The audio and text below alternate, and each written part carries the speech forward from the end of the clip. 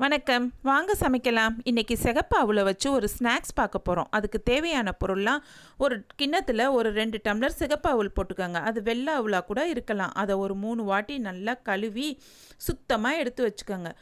ஒரு டம்ளருக்கு 1.25 டம்ளர் விதத்தில் நம்ம 2 டம்ளர் வச்சுருக்கோம் இல்லையா, அதனால் 2 டம்ளர் சுடுதண்ணியை நல்லா கொதிக்க வச்சு அதில் ஊற்றி ஒரு கிளறி விட்டு ஒரு 1/4 ஹவர் மூடி வச்சிடணும்.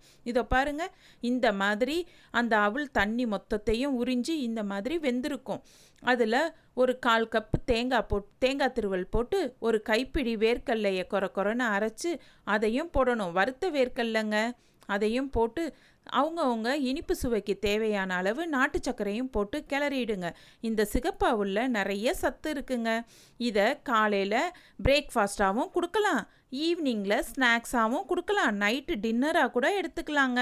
நம்ம வீட்டில் வயசானவங்க இருந்தாங்கன்னா, அப்போஸ் அவங்களுக்கு சுகர் ப்ராப்ளம் எதுவும் இருந்ததுன்னா இதில் இந்த நாட்டு சர்க்கரையை மட்டும் தவிர்த்துட்டு கொஞ்சம் கடுகு உளுந்தம்பருப்பு தாளித்து அதில் கொட்டி அப்படியே கிளறி கொடுத்துர்லாங்க.